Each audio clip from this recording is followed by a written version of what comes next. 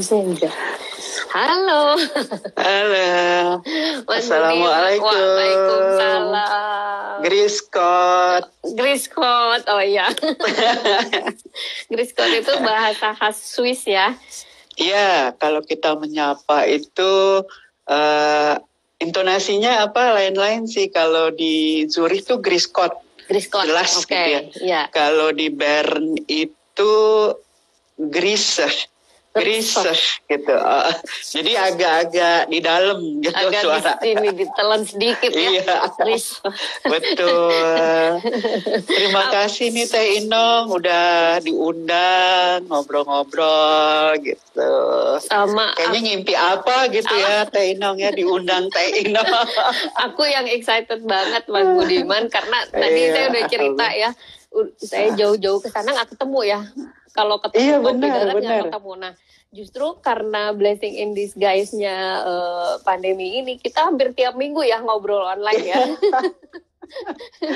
Itulah apa tuh sudah diatur waktunya. Kadang-kadang kita berencana, terus tapi belum waktunya ketemu gitu Teh ya. Iya, betul. Tapi justru ketemunya itu lebih berarti, artinya ada makna-makna, bermakna, ya betul. Baik. Gitu. Nah, aku mau kenalin dulu Mas Budiman ini, atau Mas Budiman mau kenalin sendiri?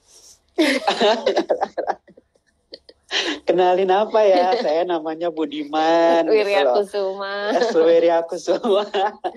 Oke. Terus saya yang menarik, saya tinggal di Swiss ini nggak terasa udah sekitar dari tahun 84. Oke. Jadi 30 berapa tuh?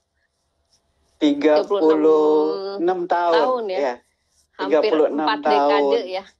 Iya, 4 dekade hampir ya. Apa sih yang bikin betah? Tapi emang Swiss tuh ngangenin ya. Nah kan. Betul. Waktu pertama kali datang kan umur saya tuh masih berapa ya? Ya dikasih tahu deh ya. Jadi umurnya tuh 21. Waduh. Terus datang dari Jakarta, datang ke Swiss. Ngelihat Swiss tuh kayaknya Swiss tahun 84 itu lain banget. Iya. Kiri kanan sepi, terus gitu nanyain kemana anak mudanya gitu ya. Udah gitu dari Jakarta gitu kan. Aduh, ini saya kemana nih? Apa bener Swiss?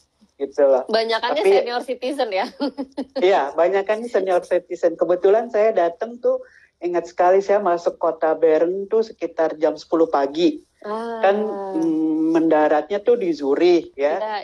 Di Zurich tuh sekitar 1 jam setengah lah dari ke Bern. Kita sampai masuk kota, lihat kiri kanan kok sepi banget gitu ya. Udah gitu memperhatikan senior citizen semua gitu ya.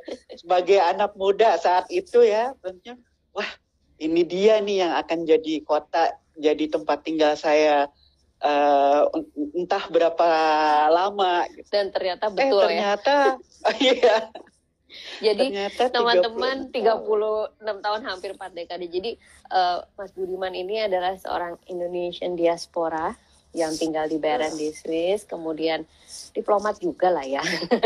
Tapi yang paling penting adalah yang saya selalu senang excited adalah penulis. Mas Budiman ini seorang penulis yang bukunya berjudulnya Service Attitude 4.0 gitu ya. Tetapi yang bikin saya memang belum hadir di tanah air bukunya, masih nunggu-nunggu. Tapi waktu saya baca cuplikan-cuplikannya tuh dari tulisannya itu benar-benar ringan, tetapi very real gitu ya. Jadi kalau baca buku tuh buku yang kita nggak mau nyimpen, jadi pengen nerusin gitu, kayak didongengin gitu ya, bikin penasaran. Bahkan kayaknya saya kebayangnya tuh mungkin bolak-balik karena banyak sekali makna-makna yang terutama ini kan pengalaman nyata ya. Betul. Betul Teh Inong. Jadi sebenarnya tuh saya juga masih malu kalau dibilang sebagai penulis gitu ya, karena ini kan juga buku saya pertama gitu ya. Dan sebenarnya sih tadinya hanya pengen sharing aja gitu loh. Jadi niat saya tuh bukan untuk gimana caranya pengalaman saya ini gitu mungkin dapat digunakan oleh teman-teman atau adik-adik atau anak-anak, malah anak-anak kita yang gini loh, ini ada cerita saya gitu. Jadi pikiran saya tuh bukan menjadi penulis gitu loh, bukan menjadi untuk menjual buku, enggak sama sekali gitu ya. Tapi gimana caranya saya mungkin berguna gitu ya. Berbagi jadi apa-apa yang saya alami bisa berguna ya. Inspiratif karena betul. Kalau saya boleh cerita hidup saya tuh masa kecil saya tuh kita bukan dari orang yang mampu gitu ya, jadi saya mimpi dari dulu tuh pengen ke Swiss gitu ya. Ternyata berhasil gitu. Jadi sharing gitu ya. Jadi saya pengennya tuh adik-adik kita yang milenial jangan cepat berputus asa. Itu aja sih sebenarnya.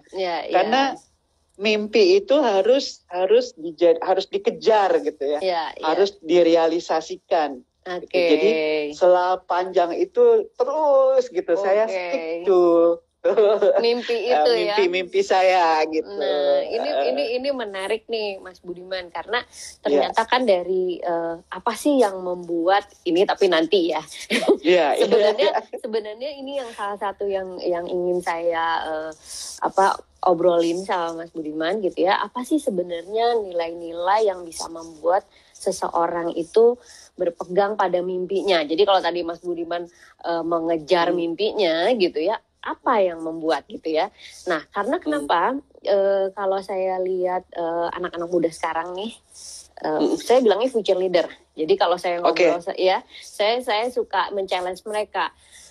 Kalau menurut kalian future leader itu now or in the future gitu ya. Gitu ya. Apakah kalian ini sekarang sudah menjadi future leader atau future leader itu nanti gitu kan? Mereka ada nanti dong Bu, kalau udah jadi pemimpin. Kalau pada saat mereka udah jadi pemimpin, kalian leader. But you are future leader and now. Betul. It's happening now gitu ya. Artinya justru dari masa muda lah gitu ya. Kalau kita juga pengen nyolek-nyolek wirausaha muda pun sama gitu ya. Artinya ada sesuatu nih yang mungkin Mas Budiman bisa share. Values apa sebenarnya gitu ya, dan apakah itu values gitu sehingga mimpi itu bisa kita pegang, mungkin dibawa ke dalam hati. Tadi ada Mbak Askarina nih, power of mind ya Pak Budiman katanya harus semangat. Itu bisa disebut power of mind juga ya. Iya betul. Saya juga salam Mbak Didi, apa kabar? Tadi ada Teh Rini juga. Bener. Jadi kalau saya kan pada saat muda, tentunya kan kita nggak langsung berpikiran ini apa nggak belum terkonek gitu ya kan. Istilahnya kalau jiwa muda tuh masih berpikiran yang idealis aja. Gue mau ini, gue mau ini, gitu ya. Dan meledak-ledak. Tapi ada, jadi saya nggak langsung menemukan nilainya gitu loh. Apa sebenarnya itu? Tapi berdasarkan pengalaman itu baru saya sadar gitu, itu ternyata ini. Tapi ada satu hal yang dari dulu sebenarnya, dari dulu nggak tahu kenapa udah masuk ke dalam diri saya gitu, yaitu setiap kejadian yang dihadapkan ke depan saya, yang saya rasakan itu buat saya pembelajaran. Gitu. Tapi saat itu namanya anak muda ya, nggak langsung pelajaran yang kayak apa gitu kan. Nggak langsung gitu ya. Harus jatuh bangun dulu ya. Jadi ternyata hanya menghibur aja gitu loh. Jadi bukan, karena buktinya apa? Buktinya sering terulang gitu loh. Baik. Kok katanya pelajaran, tapi kok sering terulang? Diulang gitu ya. Gitu ya. Terus gitu ya. Dan apa rasanya, shocknya itu sama gitu. Berarti belum belajar dong saya gitu ya. Nah, menarik. Jadi itu yang nomor satu. Tapi itu menarik sekali karena Teh Inong tadi bilang future leader dan leader nantinya. Tapi sebenarnya kalau menurut saya itu setiap manusia begitu dia sebegitu dia let's say akil balik, ya, dia sebenarnya leader. Ya. Karena kita paling harus tidak belit diri sendiri untuk ngambil keputusan, taking charge terhadap diri kita. Bahkan setiap hari ya kita harus antara pilihan. Berarti kalau kita tidak bertanggung jawab terhadap diri kita, melit atau memimpin diri kita sendiri ya. Iya, betul. Betul kan? Jadi kita, leader bagi dirinya kan berarti betul. Dia udah bisa mengerti maunya dia apa, mengatur waktu. Akhirnya semuanya kan dia leader untuk dirinya gitu. Jadi sebenarnya tapi itu nggak kalau bahasa ucuk-ucuk datang leader gitu ya. Dia harus sadari dulu gitu ya. Dia mesti bisa ada cerna, tapi namanya anak muda teh ya enggak. Jiwanya tuh masih menggebu-gebu ke sana kemari, pengen ini pengen itu gitu ya. Tapi kan ada tahapannya. Nah, perjalanan saya gitu udah lama, setiap selalu semakin kita begitu saya datang juga ke Swiss itu saya mengalami culture shock. Iya, betul. Pastinya ya. Selain tadi ketemu yang senior itu gitu ya. Itu shock pertama gitu ya. Shock pertama, betul. Yang paling katakanlah cukup memberi pelajaran gitu ya. Apa tuh? Yang paling shock karena saya terus terang, saya biasa anak muda sekarang misalnya baju aja. Biasanya kan baju seragam, siapa yang mau nyerika, apalagi cowok ya. Pasti disetrikain dong, gitu ya. Nah itu shock pertama, saya tuh mesti nyuci sendiri, mesti meskipun udah dikasih tahu gitu ya. Nanti kamu harus mengerjakan ini sendiri-sendiri, tapi kenyataannya itu menjadi shock buat saya. Berarti saya yang biasa di lainnya itu service attitude keluar itu. Biasa dilayani, sekarang saya harus melayani sendiri gitu. Nah, untuk bisa. Mas Budiman sebentar, ini menarik banget. Service attitude gitu ya, Mas Budiman. Kayaknya saya gelap nih. Boleh saya nyalain? Enggak, terang kok, bersinar terang, seperti biasa mukanya. Setiap ketemu Mas Budiman tuh wajahnya tuh udah berseri-seri dari dalam. Alhamdulillah, alhamdulillah. Gimana teh, maaf. Kita say hi dulu. Ada Mbak Aske, ada Mbak Dini.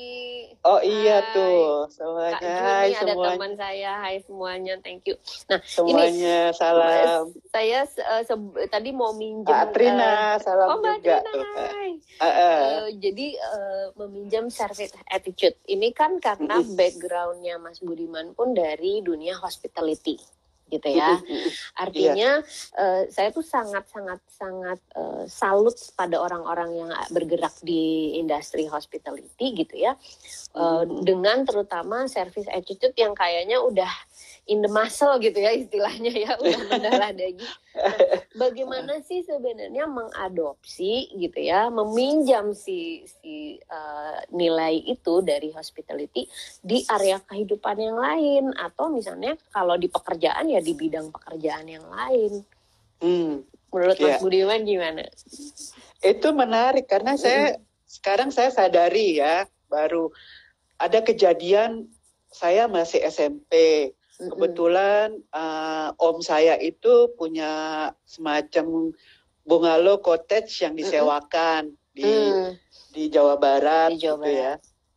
Kemudian ada tamu, ada orang Amerika. Saya udah di sana nggak tahu kenapa gitu ya. Saya tuh kalau weekend suka kamu nginep aja di situ, gitu ya, nginep. Jadi panggilan jiwanya udah dari zaman SMP ya? Itu baru sadarnya setelahnya. Jadi cerita ini pada saat itu saya nggak ngerti gitu.